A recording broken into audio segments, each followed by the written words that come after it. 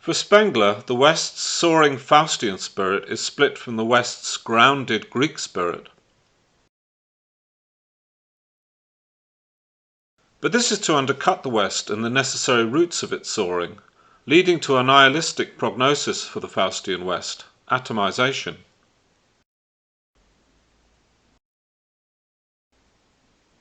In truth, the Western Faustian spirit is both root and spire.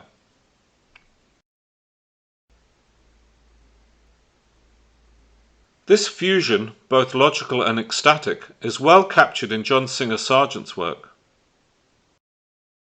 Here, huge Japanese vases storm the heavens within an intimate domestic scene. Cozy Faustian, if you will.